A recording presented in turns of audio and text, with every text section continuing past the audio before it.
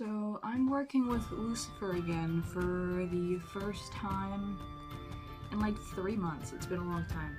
And I did get confirmation from my wonderful friend Aziel that the last lesson we worked on together is the thing that's been royally kicking my ass these past few months. Like, really bad. So I don't know if Teach is expecting like a final project when I roll in there today, but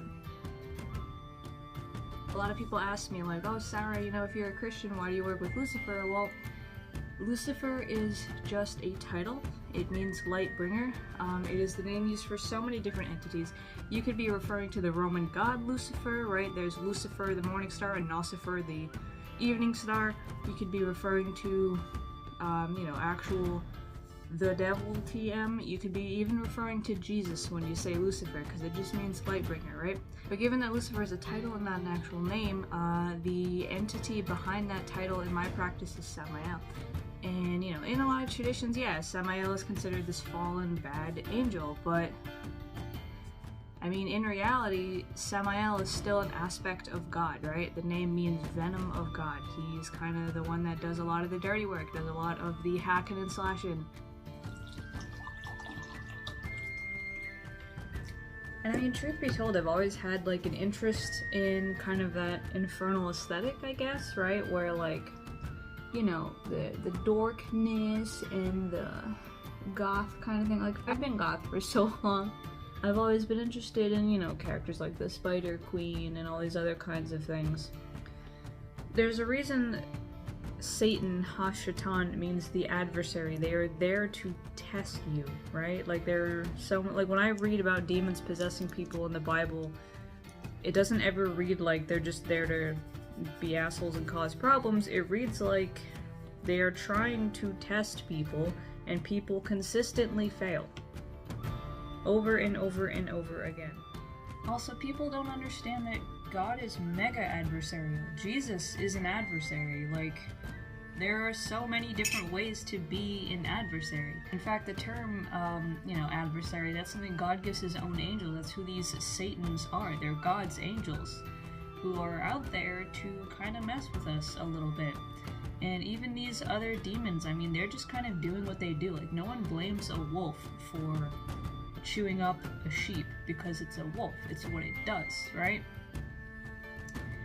In that same way, I mean, what demons do is push us, right? They test us, and they test our boundaries and what we're willing to let slide.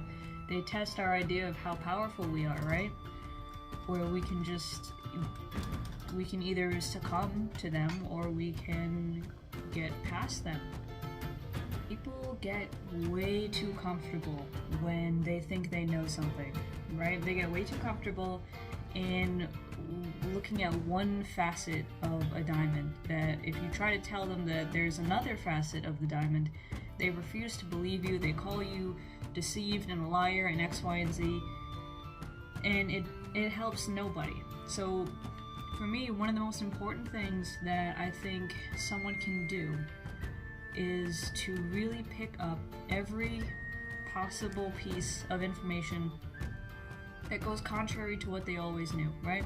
You can be someone who is able to understand a world that is not made of the same fabric or the same type of material, right? You can understand the world as a mosaic of many different pieces that come together in all of their different shapes and edges and colors into one full image.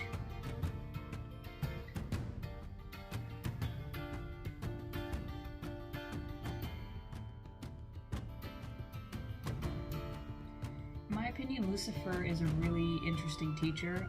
He's frustrating in a way, because whereas God will very clearly say, hey, X, Y, and Z, this is what you need to do, this is the correct thing, like this is the rhetoric, Lucifer will kind of sit there, and if you ask him a question, if you ask him, well, what do you think about X, Y, and Z? What should I do with this? Lucifer will just sit there and say, I don't know, what do you think you should do with it? I could tell you what I think, but what do you think? Like, he's not going to tell you what he thinks before you think something. He doesn't want to put thoughts in your head and influence your ideas before you make them. And I appreciate that, but it's also like, I wouldn't be asking if I had some idea, a frame of reference, or something to work with. So,